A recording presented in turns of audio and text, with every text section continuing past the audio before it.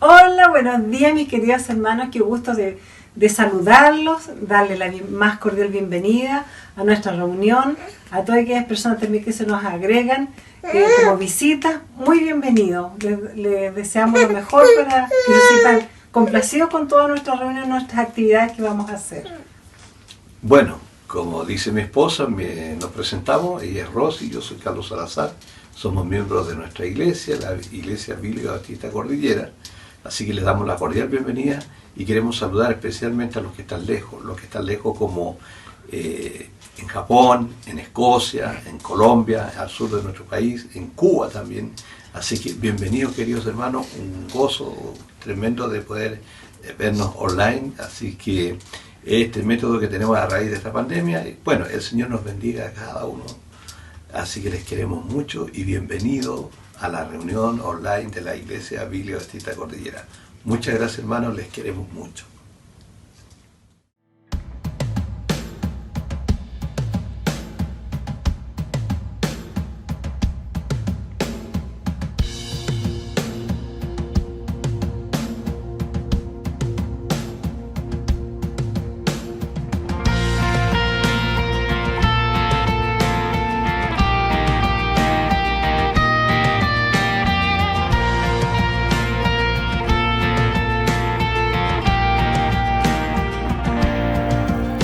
Venid y glorificad a Dios, el Padre del Señor.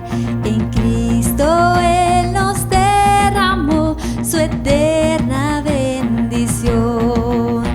Sin manchas, puros en su luz, nos destinó a ser sus hijos adoptados por la sangre de Jesús.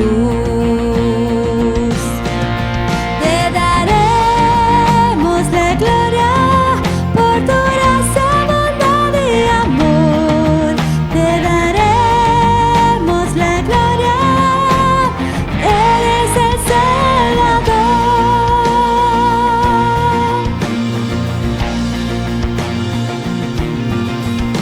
Venid y glorificad a Dios, que en Cristo gracia da. Lavadas nuestras culpas son, tenemos redención. En ellos ya nos reveló su eterna voluntad, que sea Cristo el Señor, su plan se cumplirá. Te daremos la gloria por tu gracia, bondad y amor. Te daremos la gloria, eres el Salvador.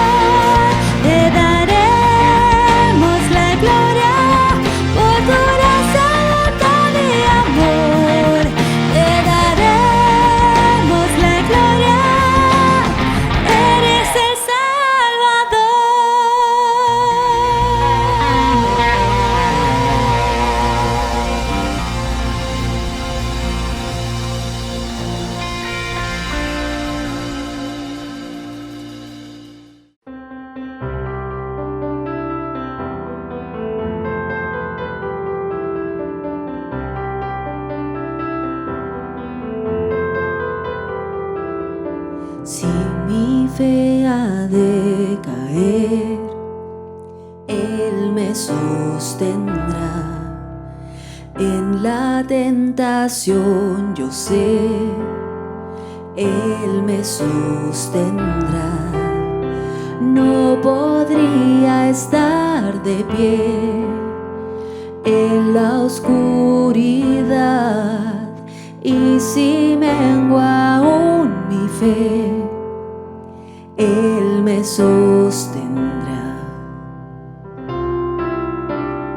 Él me sostendrá, Él me sostendrá, pues me ama el Salvador. Él me sostendrá.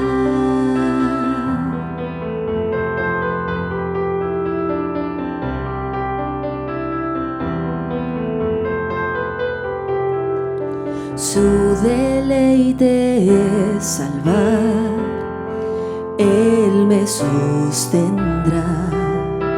Ante el precioso sol, Él me sostendrá. Mi alma siempre guardará, su promesa es fiel. Alto precio Él pagó, Él me sostendrá. Él me sostendrá, Él me sostendrá, pues me ama el Salvador. Él me sostendrá.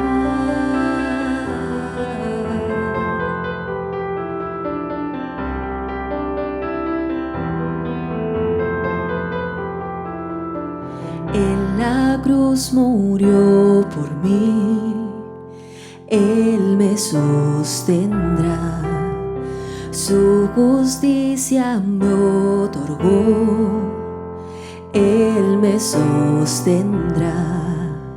Yo al cielo ascenderé, Él me sostendrá.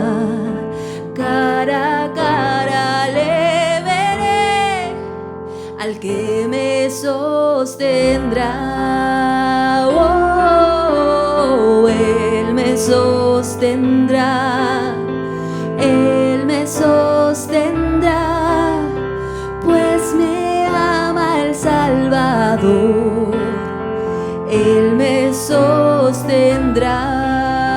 Oh, Él me sostendrá, Él me sostendrá, pues me ama el Salvador.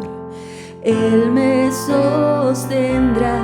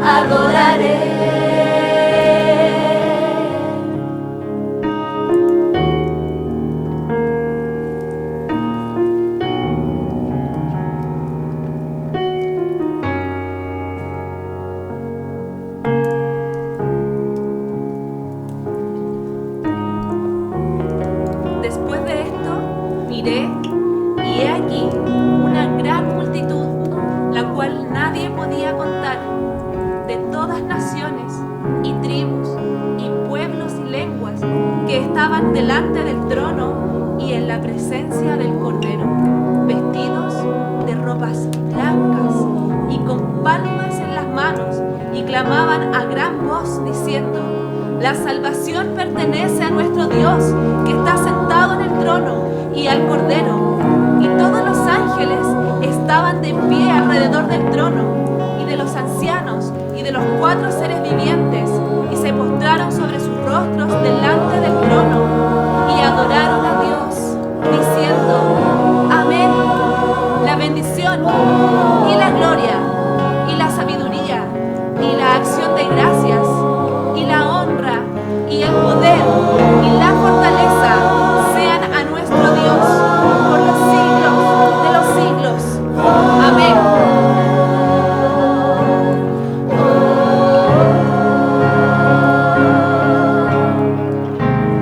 Santo, santo, santo, Dios todopoderoso, ¿quién fue, quién es y quién vendrá? La creación te canta, hosana al gran yo soy. Tú eres mi todo y yo te adoraré.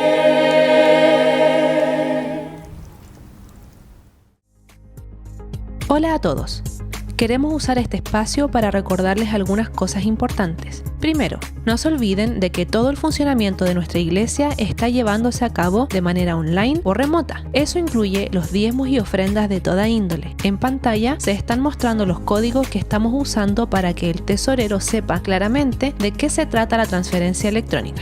Por ejemplo, si usted está ofrendando 1,000 pesos para misiones, su ofrenda debe terminar con el número 3, es decir, 1,003 pesos, pues ese es el código correspondiente al ítem misiones.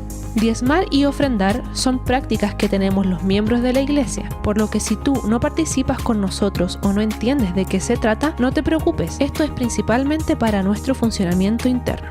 Segundo, tenemos muchas actividades en la semana, te animamos a participar de todas las que puedas. Lunes y viernes, los jóvenes de nuestra iglesia se reúnen todos los días lunes y viernes a través de la plataforma Zoom para estudiar la Biblia, cantar alabanzas, orar y pasar un buen momento juntos. Es un excelente tiempo de ánimo y crecimiento para los jóvenes, así que si conoces a alguno que no esté participando, invítalo.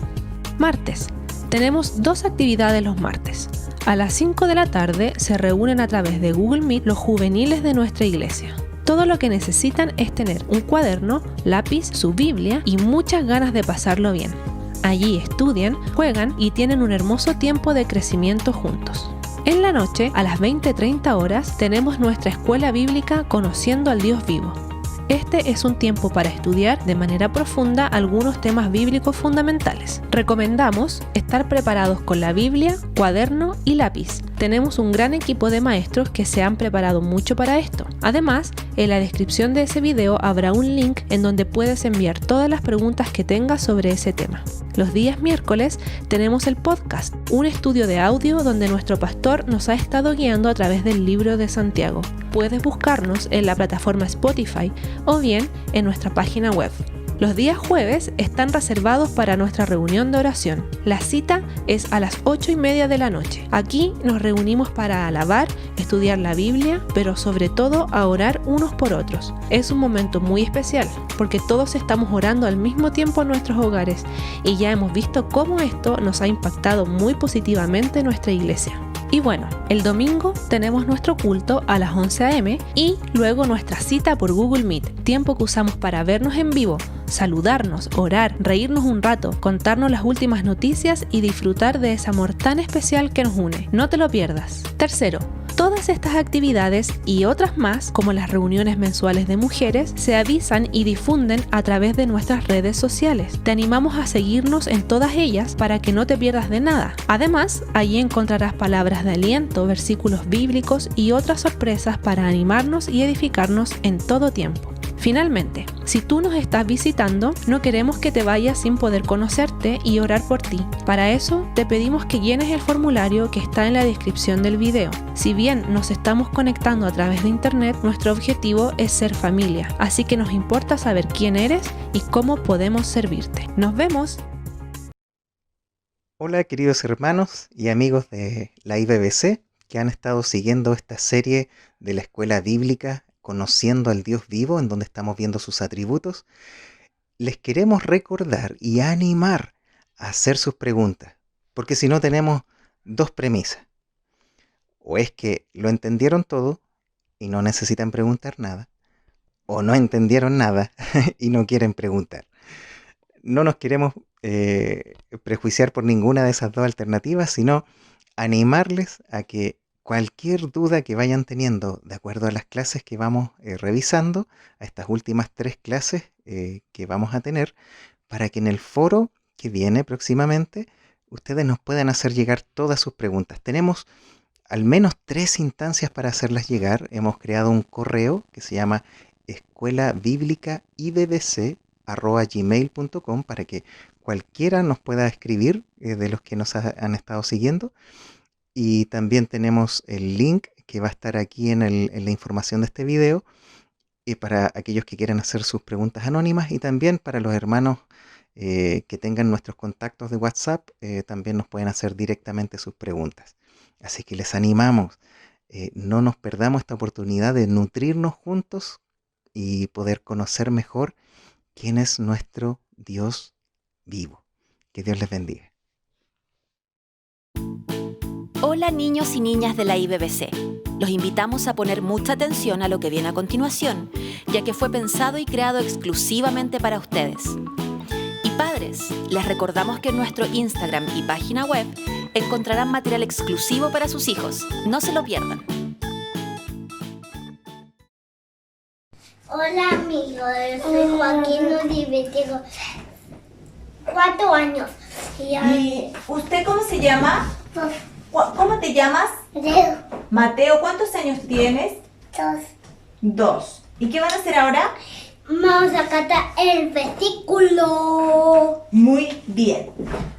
1, 2, 3, 40 y ya.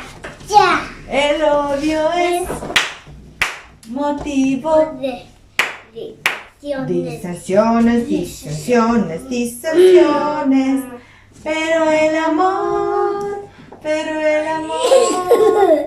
cubre todas las faltas, pero el amor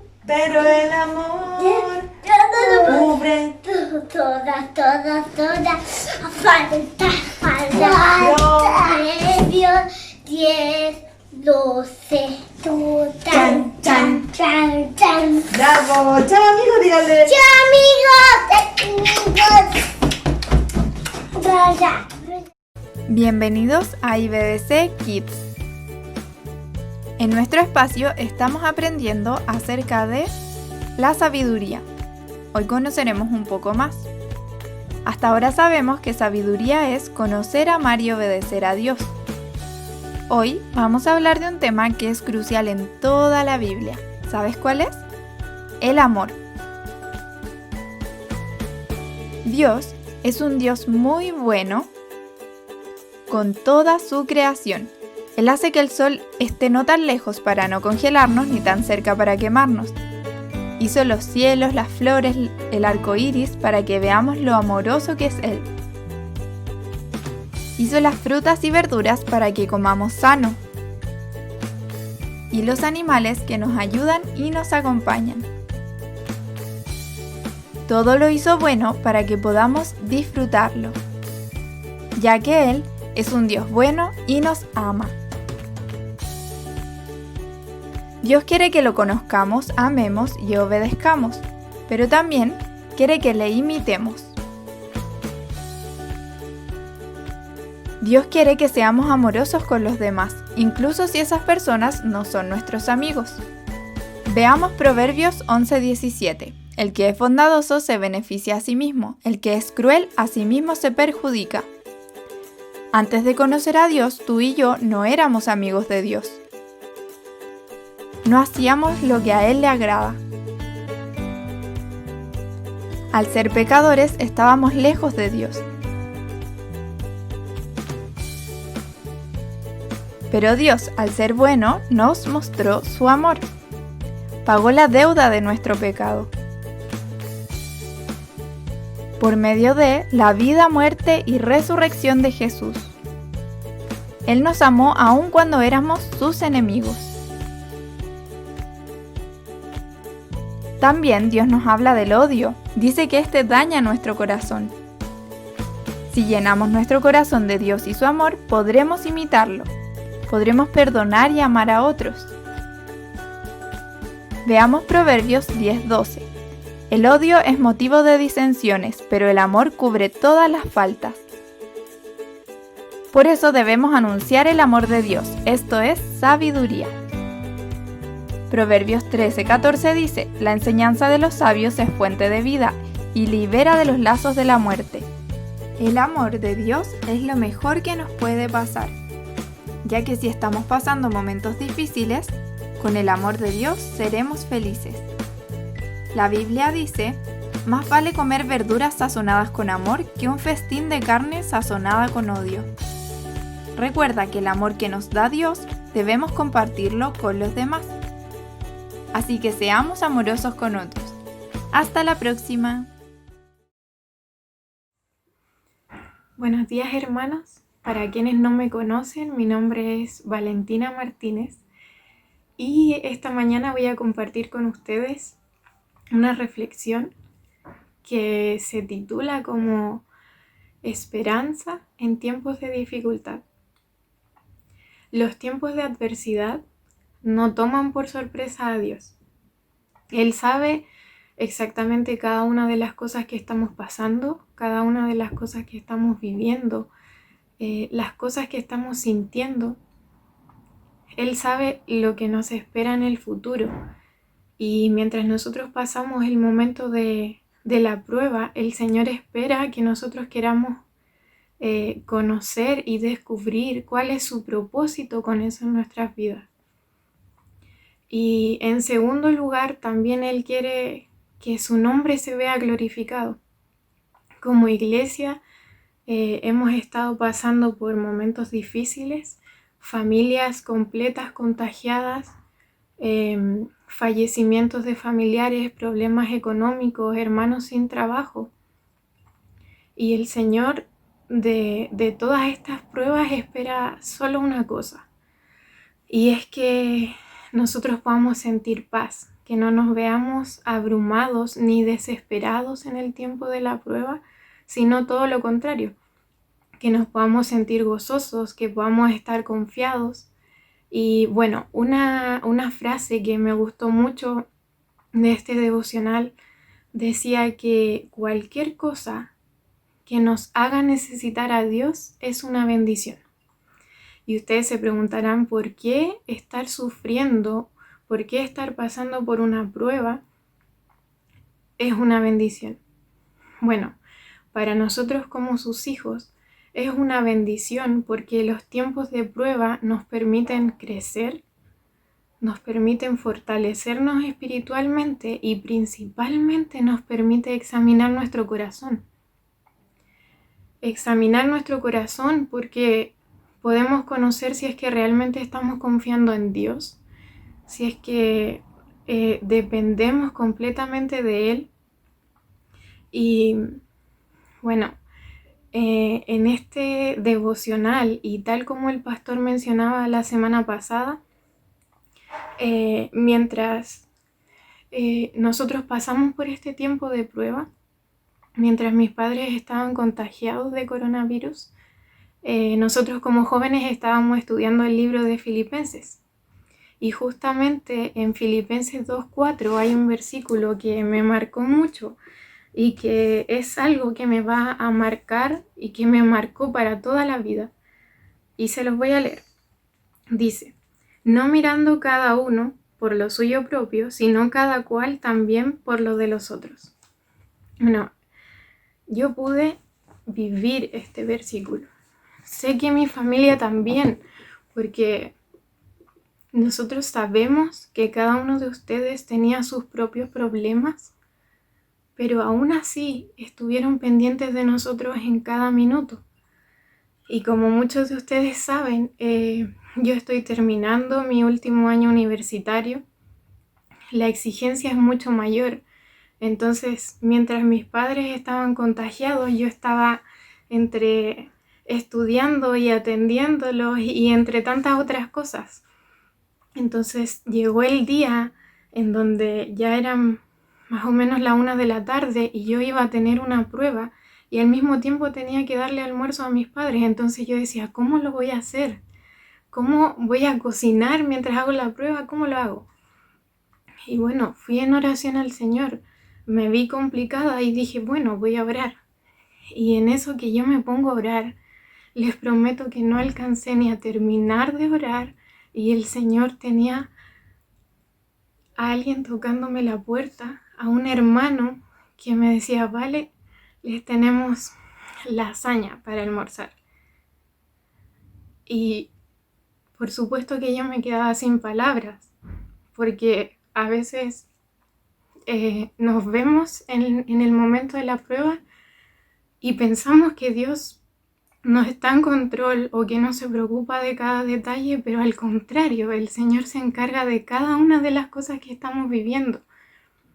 Entonces, bueno, otra de las cosas que yo viví durante este tiempo y que me marcó mucho fue que yo no tuve tiempo de llorar. No tuve tiempo de llorar porque los tuve detrás de mí a una iglesia completa que me llamaba a cada instante, que me mandaba mensajes a cada instante y que si a veces yo quería, no sé, ponerme a llorar, tenía alguien golpeando mi puerta, trayéndome cosas, mensajes de ánimo, versículos y tantas cosas que me ayudaron a mí y sé que a mis padres a poder pasar esta prueba. El Señor nos sostuvo a través de ustedes y una de las cosas por las que también quise compartir esta reflexión con ustedes es porque debemos buscar la manera de animar a otros. Para nosotros, que ustedes estuvieran con nosotros en cada momento fue maravilloso porque pudimos sentir el amor de Cristo a través de ustedes y no nos sentimos solos nunca. Y no tenemos por qué sentirnos solos porque tenemos una familia espiritual, tenemos un Dios grande que suple todas nuestras necesidades, todos nuestros problemas. Dios está por sobre todas nuestras cosas, todo lo que podamos sentir, todo lo que podamos vivir. Entonces yo quería hoy animarlos y decirles que estén pensando en esto. Si es que ustedes no están teniendo compasión por el otro, si es que no están sufriendo con los que sufren ni alegrándose con los que se alegran, entonces pídanle al Señor que revise sus corazones. Necesitamos tener corazones compasivos, necesitamos reflejar el amor de Cristo y así como nos ayudaron a nosotros como familia, y nosotros por supuesto también queremos hacerlo con ustedes, pero es un trabajo que todos tenemos que hacer como iglesia, preocuparnos y me tomo de este momento para poder agradecer al Señor por ustedes, por su amor, por estar y por la familia completa que nos dio Cristo, porque nos sentimos completos en Él y ustedes fueron parte importante de eso. Entonces, principalmente es eso. Muchas gracias por haber estado orando, por hacerse parte y por mostrarnos su amor.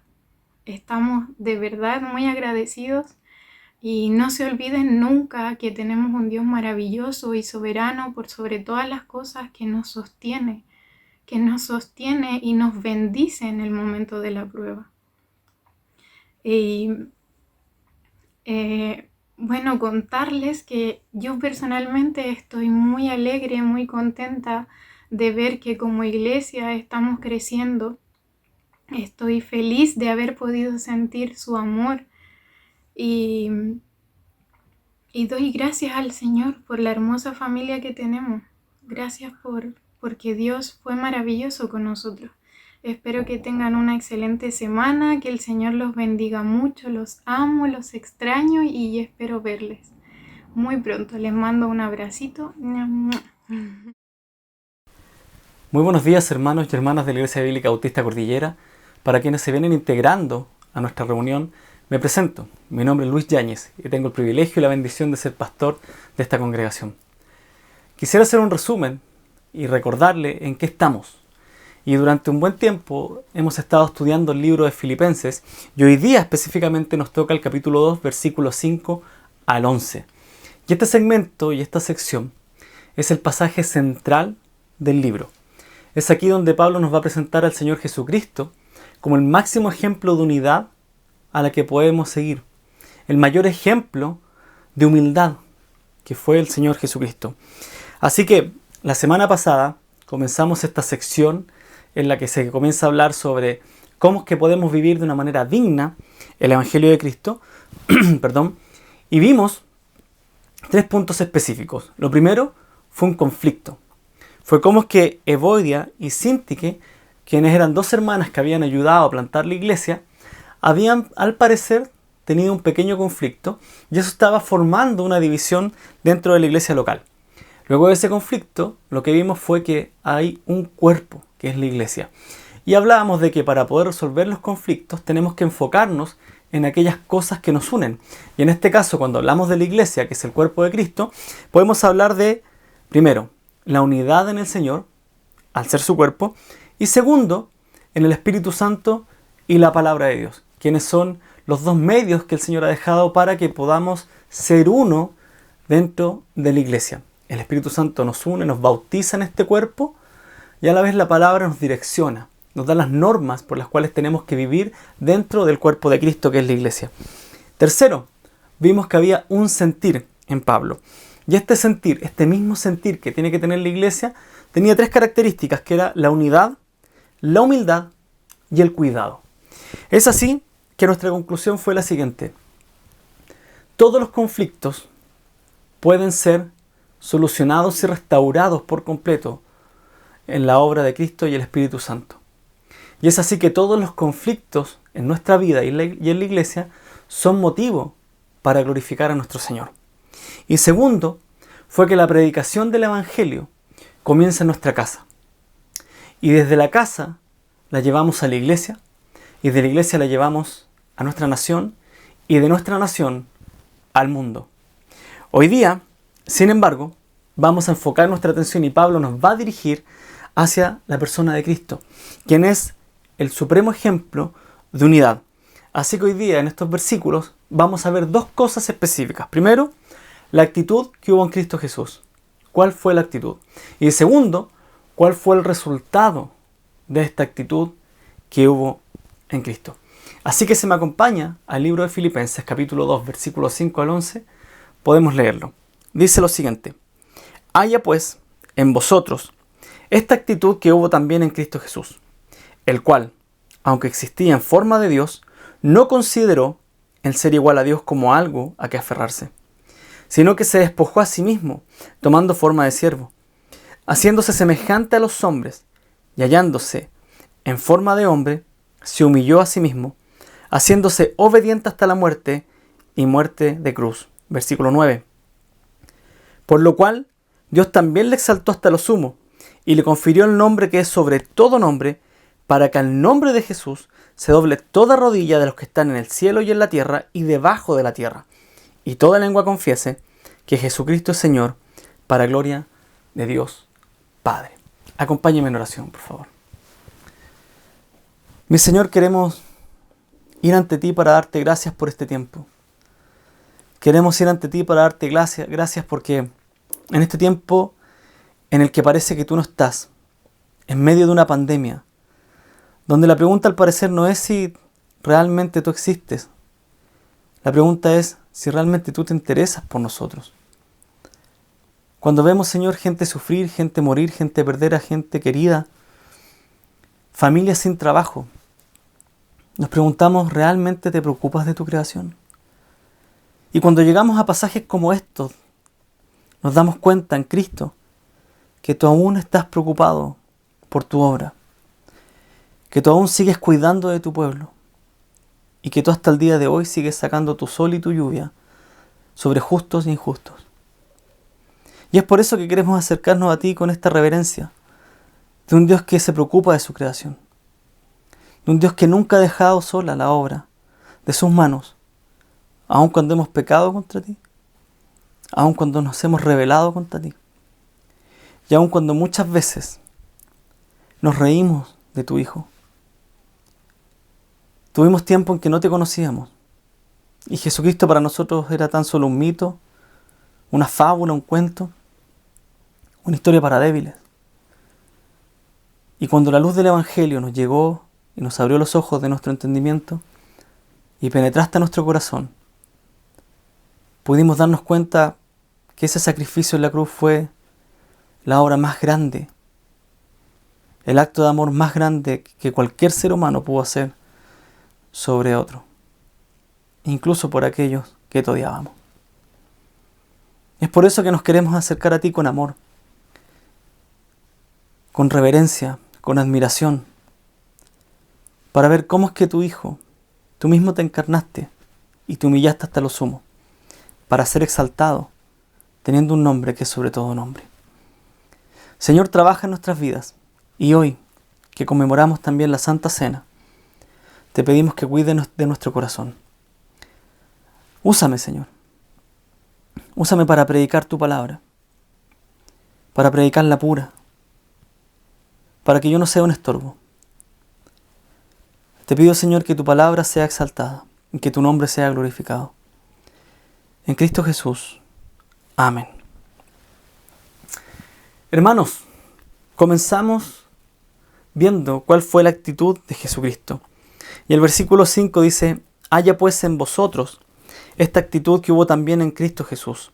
Versículo 6, el cual, aunque existía en forma de Dios, no consideró el ser igual a Dios como algo a que aferrarse, sino que se despojó a sí mismo tomando forma de siervo, y haciéndose semejante a los hombres, y hallándose en forma de hombre, se humilló a sí mismo, haciéndose obediente hasta la muerte, y muerte de cruz.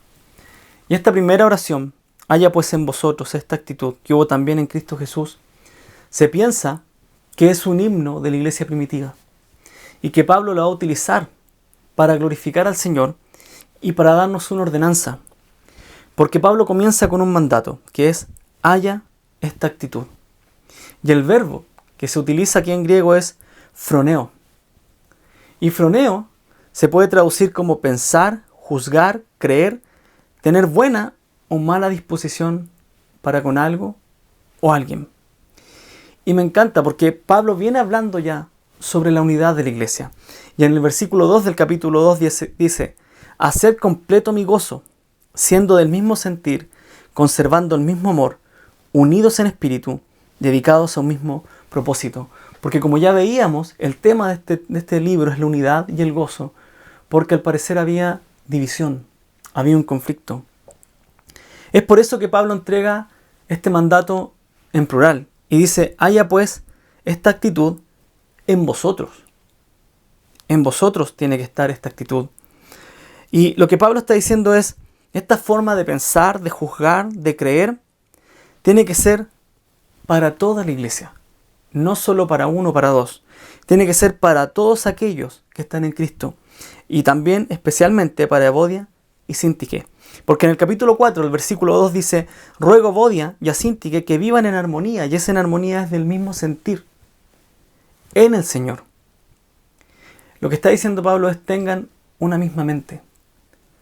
Tengan un mismo modo de pensar y de juzgar y de creer. ¿Cómo? ¿Por medio de qué? Por medio del señorío de Cristo. Y el versículo 10 nos va a hablar de esto. De que todo el cuerpo creyó en el nombre de Cristo. Dice: para que en el nombre de Jesús se doble toda rodilla. Es por medio del señorío de Cristo que todos somos parte de un mismo cuerpo.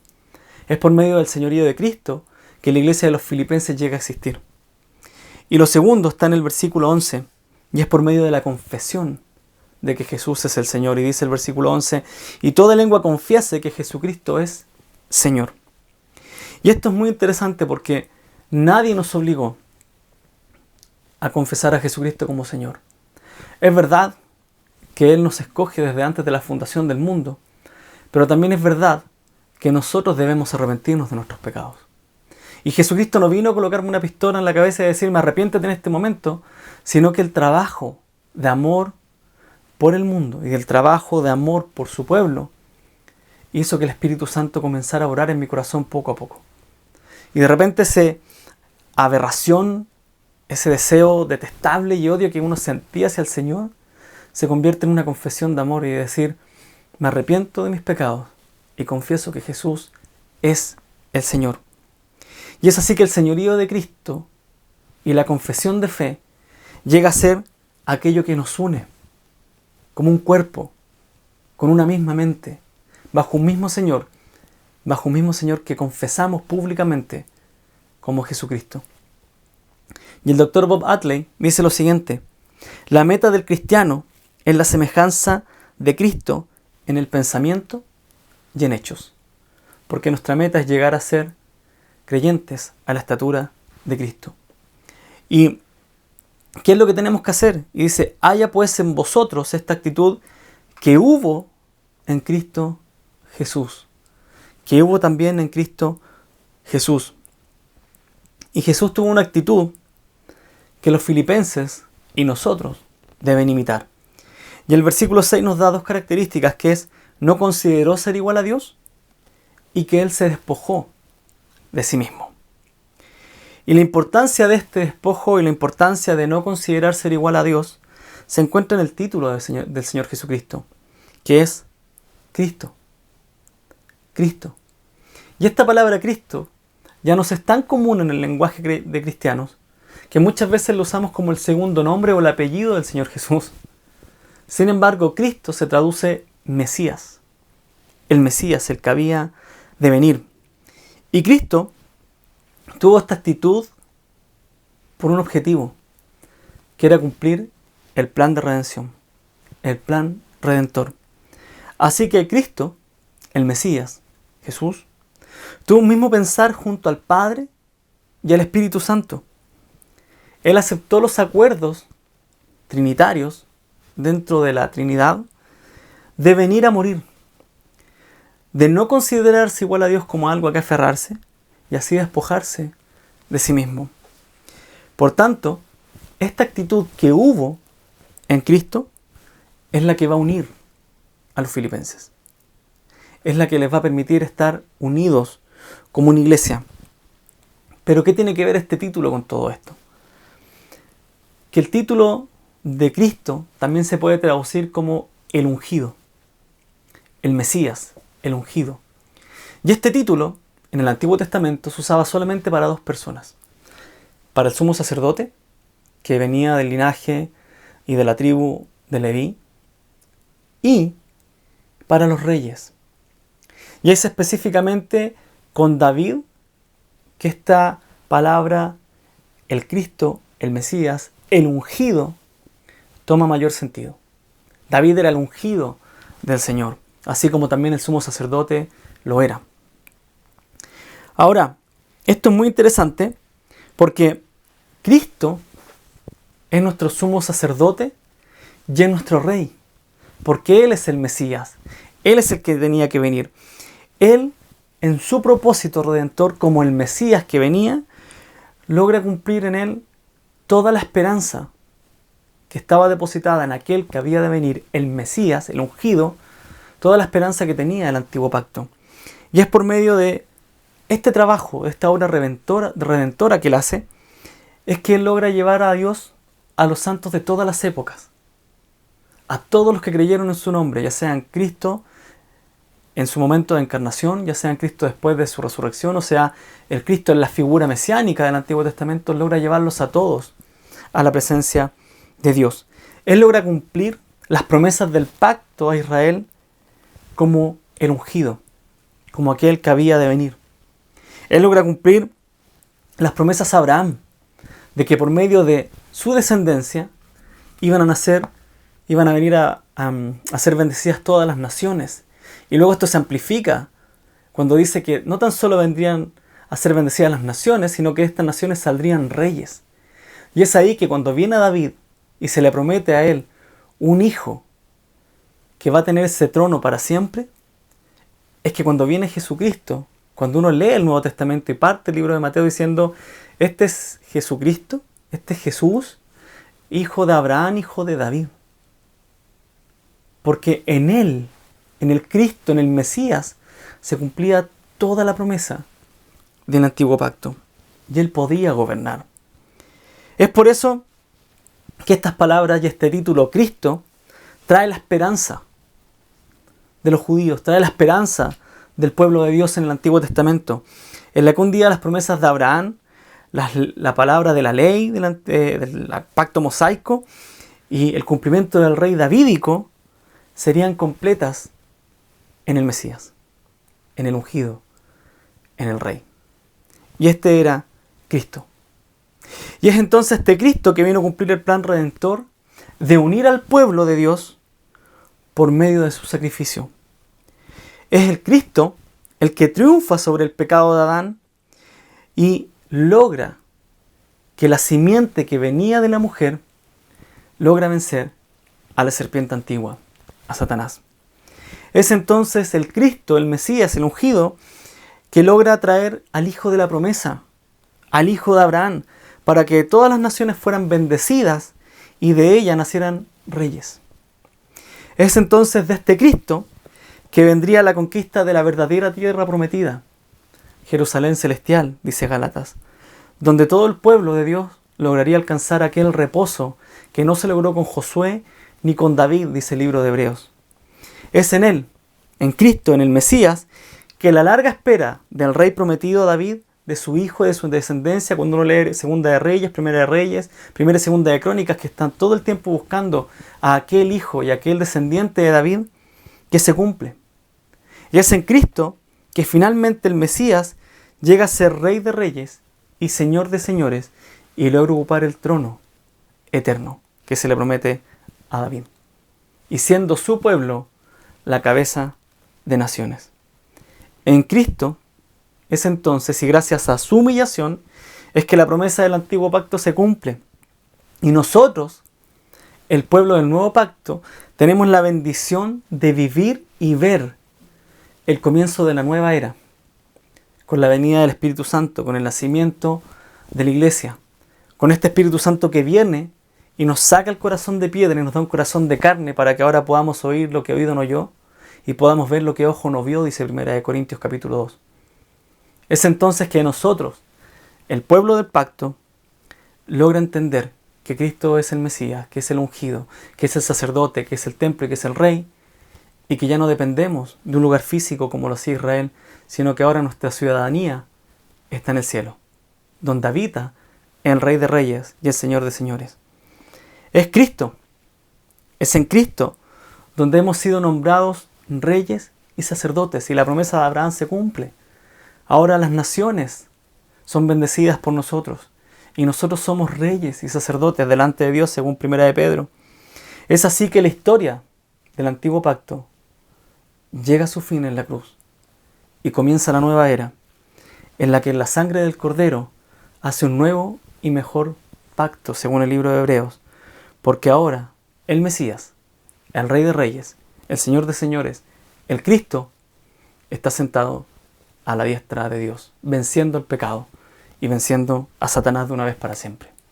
Sin embargo, esto es más interesante aún porque este sentir que une a los filipenses, que hubo en Cristo Jesús, también tiene un nombre físico, un nombre terrenal que es Jesús. Y este Cristo, el Mesías, nació de una mujer, Jesús. Y Jesús era un nombre muy común en el primer y el segundo siglo. También se puede traducir como Josué. Era muy común. Y esto nos hace ver que Jesús también fue 100% hombre, así como fue 100% Dios.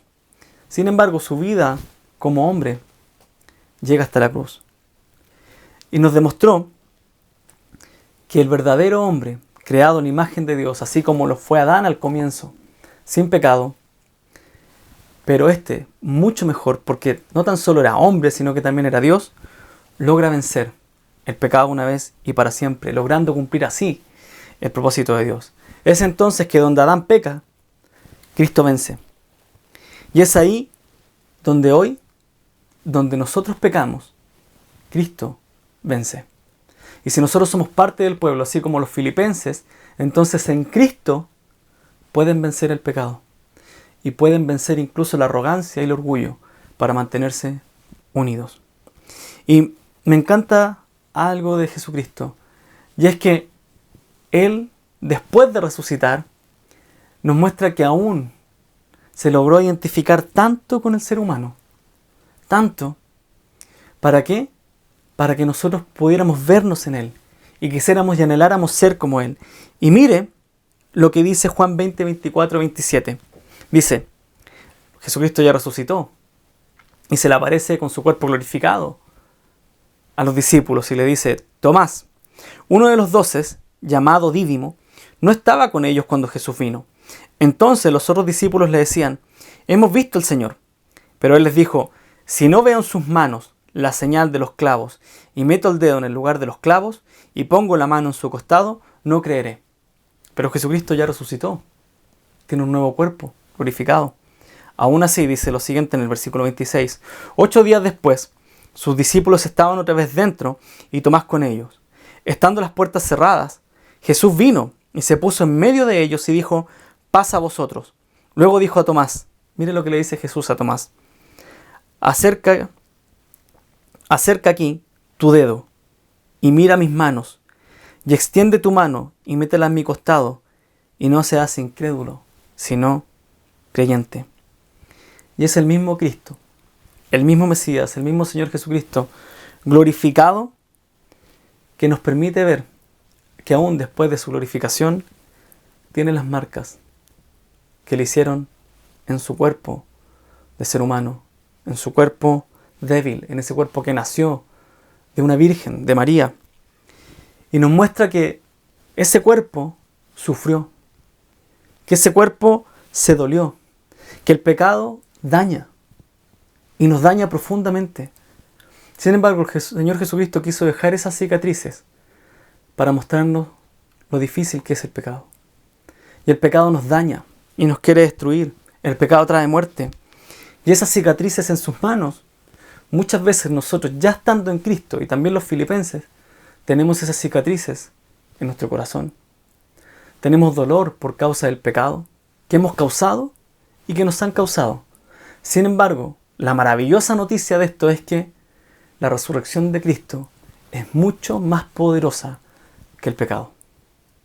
Y la resurrección de Cristo nos va a dejar esas llagas y esas cicatrices para decirnos, de esto es que te salvé. De esto es que te voy a restaurar.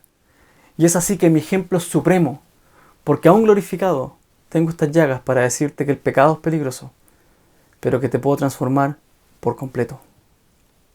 Y ese sentir que hubo en Cristo es el que une a los filipenses. Es este Cristo Jesús que, aunque existía en forma de Dios, no lo consideró, porque Él vivía para un propósito mayor, un propósito corporativo, un propósito trino, que era redimir a su pueblo escogido. Jesucristo tenía un propósito mayor, y es por eso que no se consideró a sí mismo. A pesar de que tenía la forma de Dios. Sin embargo, este despojo fue el mayor acto de renuncia que podemos nosotros seguir como creyentes. Porque Cristo nunca dejó de ser Dios. Nunca dejó de ser el Mesías. Él podía exigir toda la gloria y la honra cuando se encarnó. Y decir, miren, soy Dios. Soy el Mesías, el que venía a cumplir esto. Sin embargo, el Señor no lo exigió. Porque se despojó a sí mismo. Y la pregunta es, si el Señor no luchó por lo suyo, ¿por qué los filipenses sí? Si el Señor no luchó por lo suyo, ¿por qué nosotros sí? Porque es que muchas veces queremos luchar por algo que no nos pertenece. Porque nuestra identidad está en Cristo. Y esta actitud de Cristo tenía dos características muy importantes. Y la primera es que el Señor Jesús no consideró ser igual como cosa a que aferrarse. Y esto me gusta porque esta frase se puede traducir de la siguiente manera. Puede ser traducida como no creyó o estimó conveniente tomar por la fuerza, que significa aferrarse, tomar por la fuerza aquello que legítimamente le pertenecía. A Jesucristo legítimamente le pertenecía que lo vieran y lo adoraran como Dios. porque era Dios. Pero no lo estimó conveniente, porque había un propósito de unidad mayor, que era cumplir un plan de redención para su pueblo, un propósito que se estableció desde antes de la fundación del mundo, entre Jesucristo, Dios y el Espíritu Santo, en el que cada uno tomaría un rol. Y ese propósito era lo que guiaba al Señor Jesucristo. Y esto es lo fundamental para los filipenses.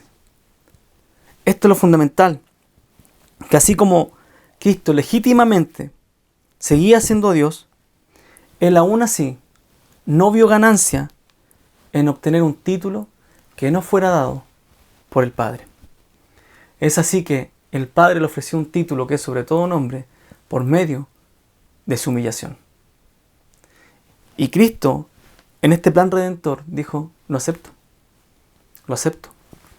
Yo dejo mi gloria celestial, bajo, me humillo y cumplo la muerte que está preparada para pagar el pecado de la humanidad. Así que la primera característica de esta actitud es no considerarse igual a Dios. Y la segunda es despojarse de sí mismo. Y despojarse puede traducir como privar, hacer sin valor, hacer inútil, probar de valor o vaciar. Y su uso común en el tiempo del Señor Jesucristo era literalmente vaciar algo. Por lo general una cosa o personas. Y se refería a personas vanas o frívolas. Sin embargo, en Cristo es imposible interpretar, y ya lo hemos visto, que Jesús se vació de su divinidad. Esto es imposible. El punto entonces es lo siguiente, es que Cristo no usó de forma egoísta su forma divina, sus atributos divinos, sino que los dejó a un lado para tomar forma de siervo. Fue voluntario, no hacer uso de sus atributos divinos. Él lo que hizo fue dejar sin valor estos atributos porque tenía un objetivo mayor, que era el plan de redención y la gloria de Dios. Y la expresión práctica de esto, la expresión práctica de no considerarse a sí mismo y despojarse a sí mismo, lo vemos en el versículo 7 y el 8, que dice así: sino que se despojó a sí mismo, tomando forma de siervo, haciéndose semejante a los hombres, y hallándose en forma de hombre, se humilló a sí mismo, haciéndose obediente hasta la muerte y muerte de cruz. Y esta forma de siervo es increíble porque siervo en griegos es la palabra doulos. Y doulos, aparte de siervo, su traducción es esclavo. Un esclavo.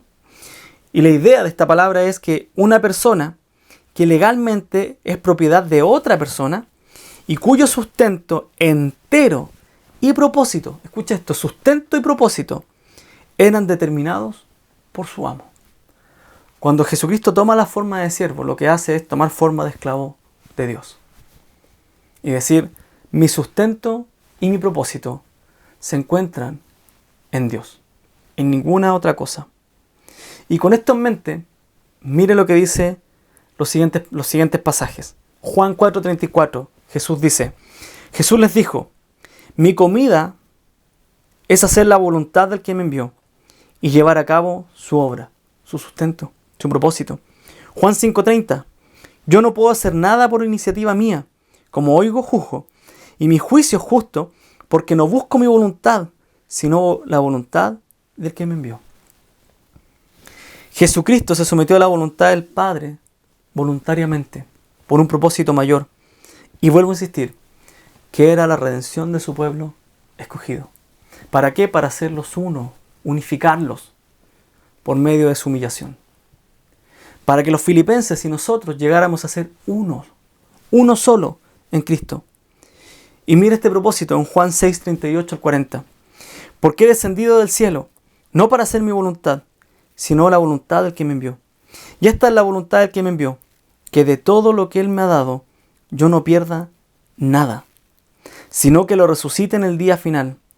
Porque esta es la voluntad de mi Padre, que todo aquel que ve al Hijo y cree en Él, tenga vida eterna. Y yo mismo lo resucitaré en el día final. Y súmele Juan 10:18. Nadie me quita la vida, nadie me la quita, sino que yo la doy de mi propia voluntad. Esto es un acuerdo entre la Trinidad. Y Jesús acuerda voluntariamente dar su vida para que una vez encarnado, cumplir la voluntad de Dios. Dice, tengo autoridad para darla y tengo autoridad para tomarla de nuevo, porque no dejaba de ser Dios. Sin embargo, dice, este mandamiento recibí de mi Padre. Tengo la voluntad para hacerlo porque soy Dios. Sin embargo, en este acuerdo decidí hacer la voluntad de Dios. Y es dar mi vida. Y esto se ve muy bien reflejado en Getsemaní. Lucas 22, 41 al 42 dice, y se apartó de ellos, de los discípulos, como a un tiro de piedra, y poniéndose de rodillas oraba, diciendo, Padre, si es tu voluntad, aparta de mí esta copa de sufrimiento, pero no se haga mi voluntad, sino la tuya. Y esto es realmente nuestro ejemplo. Porque Jesús nos enseñó que para llegar a ser Señor, para llegar a ser kurios, que es la palabra en griego, para llegar a ser Señor, primero tuvo que ser doulos.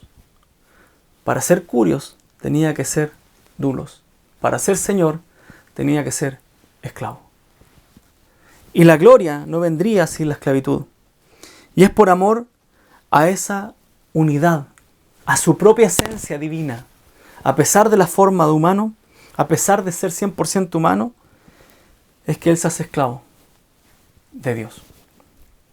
Fue así que Cristo es nuestro mayor ejemplo de humildad, de unidad, de obediencia, de amor a Dios, de santidad, porque Él se humilló hasta lo sumo, haciéndose siervo, haciéndose esclavo, para llegar a ser Señor. Y todo esto fue por hacerse semejante a los hombres. Dice, haciéndose semejante a los hombres, el versículo 7. Esta palabra, semejante, denota que Cristo se hizo semejante en apariencia, pero no en esencia. Por eso les decía, Él seguía teniendo la esencia divina, a pesar de que tenía naturaleza humana. Él seguía siendo 100% Dios y 100% hombre. Y esto necesitamos entenderlo bien, porque si Cristo no era humano, entonces Cristo mentiría al decir que nació de una virgen. Entonces la promesa dada a la simiente de Eva, a Adán, de que esa simiente vencería a Satanás, a la serpiente antigua, no se puede cumplir, porque era un hijo de Eva. Decir entonces que era el hijo de Abraham, era el hijo de la promesa, no se cumplía. Decir que era el profeta que venía como Moisés, no se cumplía. Decir que era nuestro sumo sacerdote según el orden de Melquisedec, no se cumplía. Decir que era el hijo descendiente de David, que venía a tomar el trono, no se cumplía.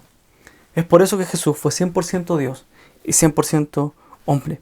Y es así que en su condición de hombre se hace débil y pobre, porque dejó su riqueza celestial para morar en un mundo caído, en un mundo que le ofendió, en un mundo que pecó contra Él.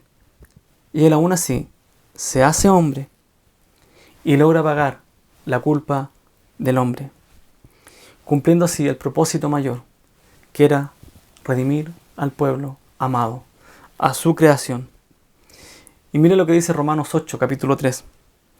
Pues lo que la ley no pudo hacer, ya que era débil por causa de la carne, por la humanidad, el pecado, Dios lo hizo.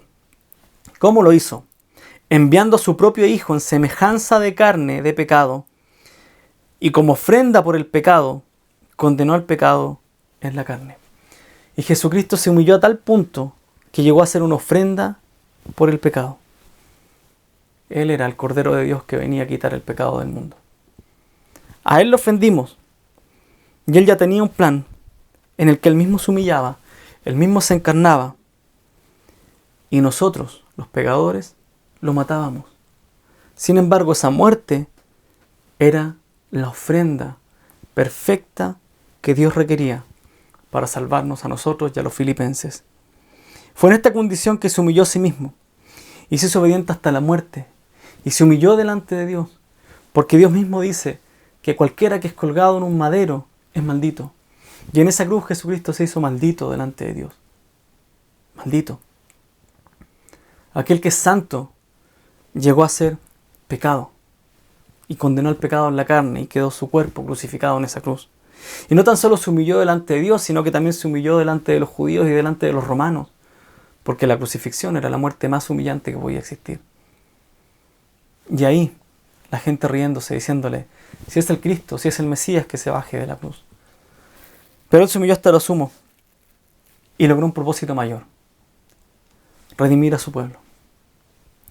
Para llegar a ser Señor, tenía que ser esclavo. ¿Cuál fue el resultado entonces de esta actitud? Filipenses 2, del 9 al 11. Por lo cual Dios también lo exaltó hasta lo sumo, y le confirió el nombre que es sobre todo nombre, para que al nombre de Jesús se doble toda rodilla de los que están en el cielo y en la tierra, y debajo de la tierra, y toda lengua confiese que Jesucristo es Señor, para gloria de Dios Padre. Y Dios entonces lo exalta hasta lo sumo.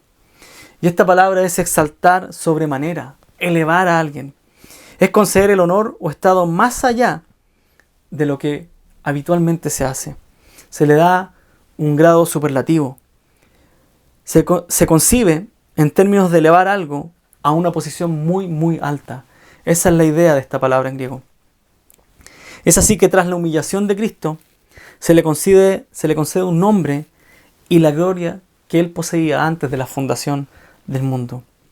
Ahora su gloria es mayor, porque su pueblo amado, su pueblo escogido, al ver su humillación, ahora entienden que esa humillación logra vencer la arrogancia de Satanás, la destrucción del pecado y la división que trae nuestro orgullo.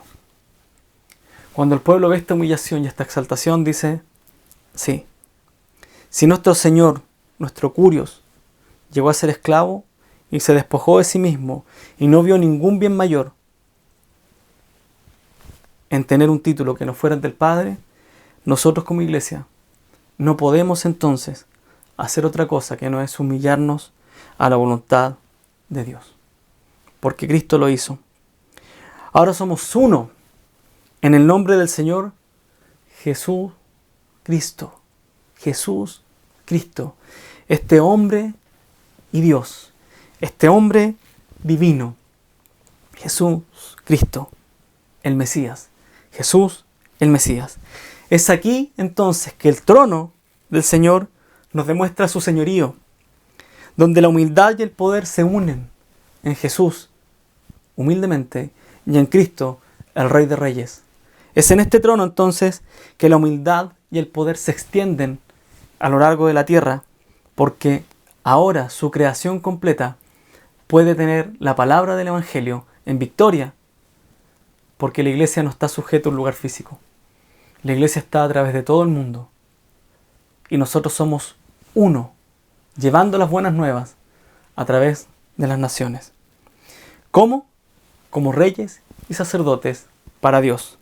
Entonces su trono gobierna sobre los reyes de las naciones, porque Él es Rey de reyes y Señor de señores, donde nada puede vencer, donde su pueblo encuentra reposo, aquel reposo que no encontró con Josué ni con David, en Cristo lo encontramos. Es ahí donde sabemos que ese trono no va a fallar, porque es el Rey de Reyes. Jesús obtuvo por su humillación un nombre que es sobre todo nombre. Y es así donde podemos encontrar unidad, donde ese nombre que confesamos y que nos salvó, que ahora es Señor, nos da reposo.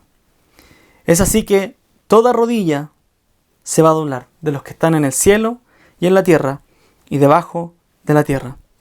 Y el punto es que toda la creación le va a dar gloria, aun aquellos que se burlaron.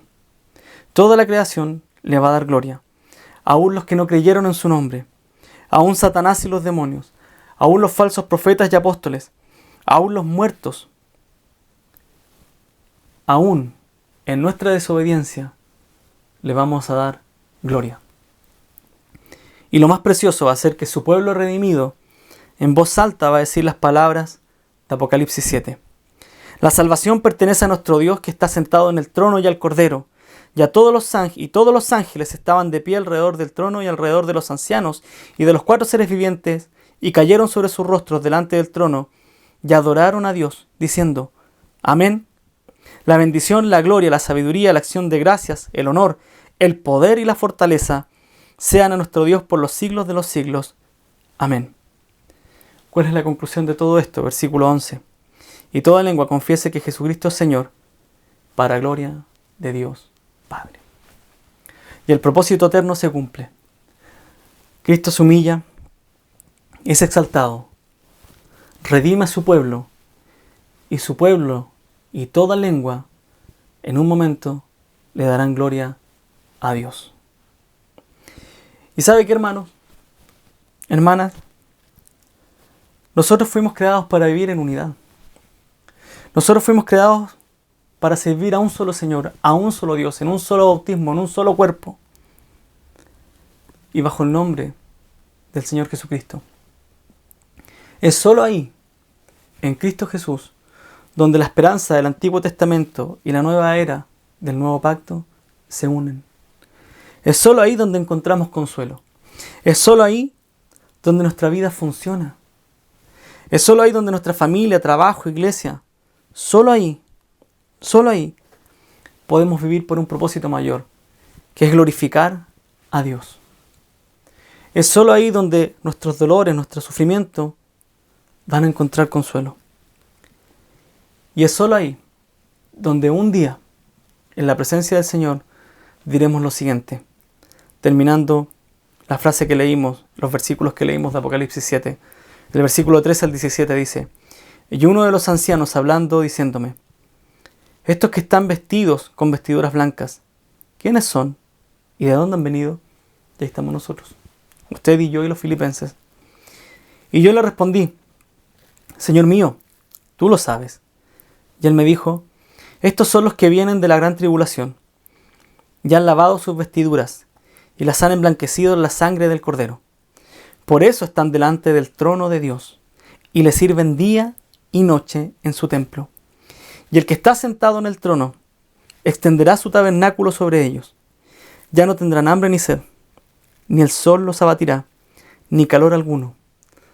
¿Por qué? Pues el Cordero en medio del trono los pastoreará y los guiará a manantiales de aguas de vida, y Dios enjugará toda lágrima de sus ojos. Hermanos, este es el centro de nuestra vida. Este es el centro del libro de Filipenses. Este es el centro de la alabanza a Dios.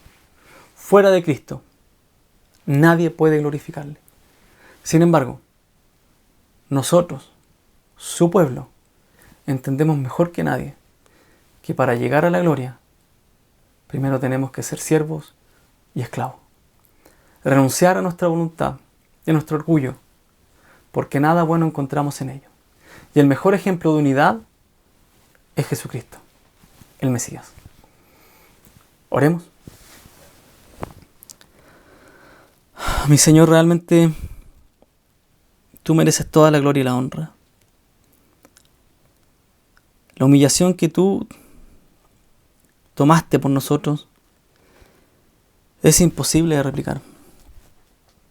Es imposible que aún nosotros pensemos en hacer algo así, ni aún por los seres más queridos. Nosotros somos pecadores, somos egoístas. No entendemos lo beneficioso que es para nuestras vidas glorificarte. El pecado que mora en nosotros aún siendo renovados, contamina nuestra mente, nuestra alma, y nos hace pensar que hay cosas que son mucho mejor que tu gloria.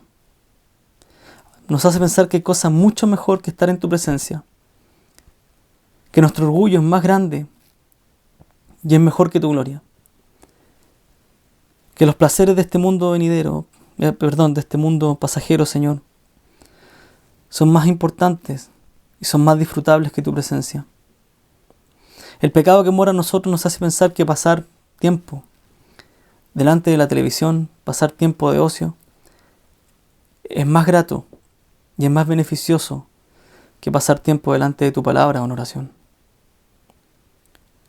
El pecado que mora en nosotros nos hace pensar que discutir en nuestras familias trae más beneficios que ser pacificadores. Realmente nos falta tanto de aprender de ti, Señor. Y es por eso que como Iglesia Cordillera queremos pedirte que no nos dejes de mirar. Úsanos, humíllanos, para que cuando salgamos al mundo podamos reflejarte. Para que cuando se acabe esta pandemia, como decía nuestro hermano Esteban, el día jueves en la oración, seamos diferentes. Señor, te anhelamos. Queremos estar contigo. Y es por eso que te pedimos que te quedes con nosotros, Señor. Te lo pedimos en Cristo Jesús. Amén.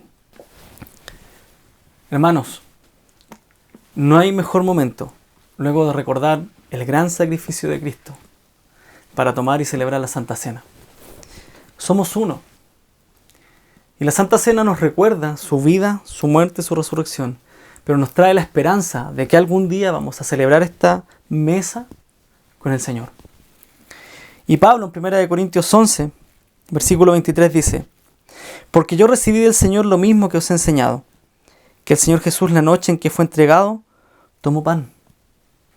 Y ese pan nos recuerda su cuerpo, aquel cuerpo que fue destruido en la cruz por nuestras transgresiones. Y es por eso que el versículo 24 dice: y después de dar gracias, lo partió y dijo: esto es mi cuerpo, que es para vosotros. Haced esto en memoria de mí. Versículo 25, de la misma manera, tomó también la copa, después de haber cenado, diciendo: esta copa es el nuevo pacto en mi sangre. Haced esto cuantas veces la bebáis, en memoria de mí. Porque todas las veces que comáis este pan y bebáis esta copa, la muerte del Señor proclamáis hasta que Él venga. De manera que el que come el pan o bebe la copa indignamente, será culpable del cuerpo y de la sangre del Señor. Por tanto, examínese cada uno a sí mismo, y entonces coma del pan y beba de la copa. Hermanos, les pido que tengan un tiempo de oración en este momento con su familia. Si se encuentra solo, tenga un tiempo de oración para entregar esta Santa Cena de forma digna al Señor. Oremos.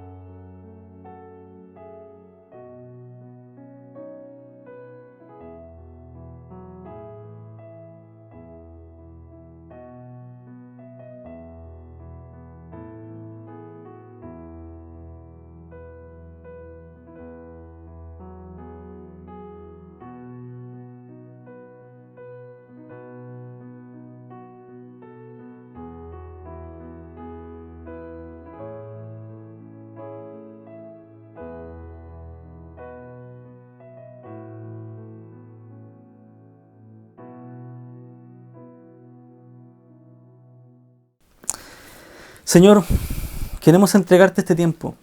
Queremos entregar esta Santa Cena, Señor, a un Dios santo. Queremos ser un pueblo santo y es por eso que te pedimos que perdones nuestros pecados, que perdones nuestras faltas y que nos ayudes a tomar esta cena de forma digna. Queremos glorificar tu nombre y queremos pedirte, Señor, que nos ayudes a vivir de una manera digna el Evangelio de Cristo, como hemos estado viendo en el libro de Filipenses. Ayúdanos, Señor, a manifestar tu humillación, para que nuestra vida exalte el nombre que es sobre todo nombre. Te damos gracias por tu cuerpo, por tu sacrificio, por tu sangre, porque sin tu sangre, sin tu cuerpo, no hubiese existido nunca una ofrenda que Dios hubiese aceptado de una vez y para siempre. No hubiésemos sido perdonados ni justificados. Y hoy día celebramos juntos, como tu cuerpo, como tus hermanos, como hijos de Dios, que algún día nos sentaremos en esa mesa y contigo, en ella, vamos a poder disfrutar de una gran cena familiar, en la que todos exaltaremos tu nombre y todos vamos a querer contar lo que tú hiciste por nosotros, de dónde nos sacaste, cómo nos rescataste.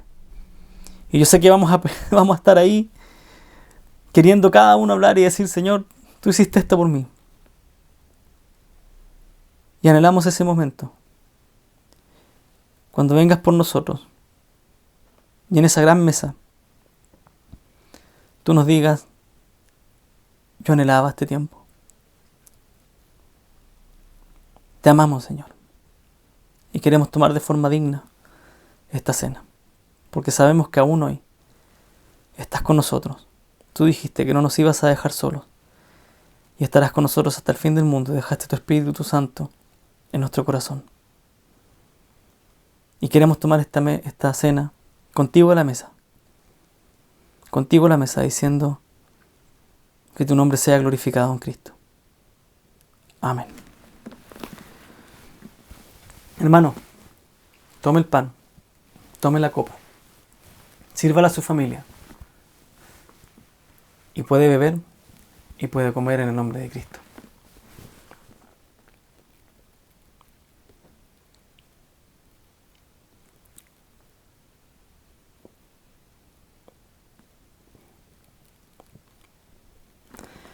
Versículo 26 de 1 Corintios 11 dice: porque todas las veces que comáis este pan y bebáis esta copa, la muerte del Señor proclamáis hasta que Él venga.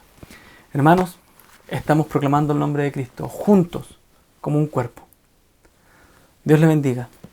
Nos vemos durante la semana en los cultos online. Bendiciones.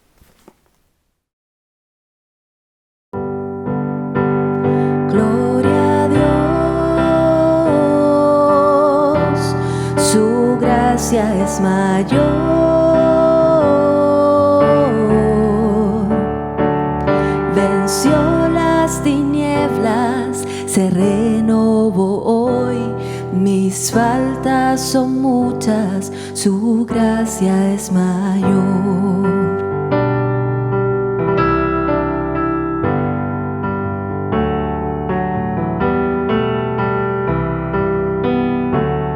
Qué amor no recuerda todo mi pecar, lanzados al mar no los quiere contar. Él siendo omnisciente olvida mi error. Mis faltas son muchas, su gracia es mayor. Gloria a Dios, su gracia es mayor. Venció las tinieblas, se renovó hoy. Mis faltas son muchas, su gracia es mayor.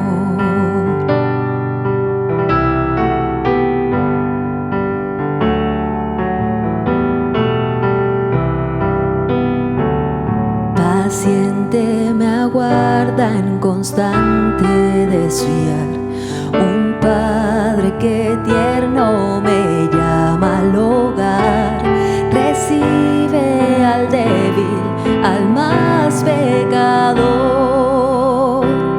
Mis faltas son muchas, su gracia es mayor. Gloria a Dios, su gracia es mayor. Venció las tinieblas, se renovó hoy. Mis faltas son muchas, su gracia es mayor.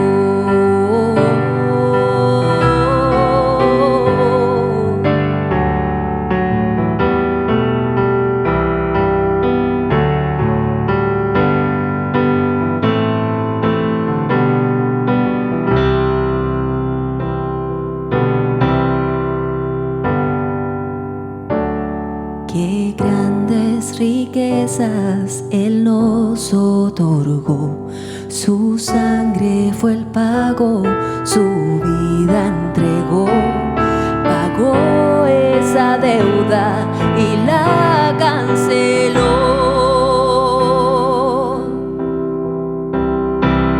Mis faltas son muchas, su gracia es mayor.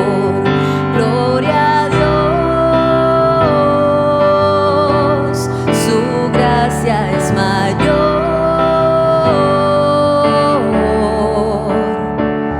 Venció las tinieblas, se renovó hoy. Mis faltas son muchas, su gracia es mayor. Mis faltas son muchas, su gracia es mayor. Oh, mis faltas son muchas, su gracia es mayor.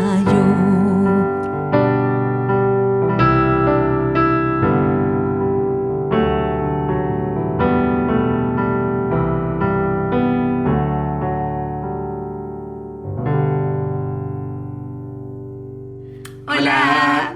Hola hermanos, ¿cómo están? Esperamos que hayan disfrutado la reunión, la comunión, la palabra.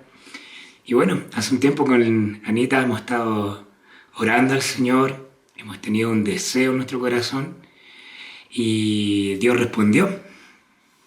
Y sí, vamos a ser papás también. Estamos esperando un pequeño bebé, ahí lo pueden ver, tiene 2 meses de bebé. Ya se parece a nosotros. Se parece a mí. Ahí tiene la guitarra, la pueden ver. Por ahí. Idéntico. Y yo me sentí súper bien, gracias a Dios.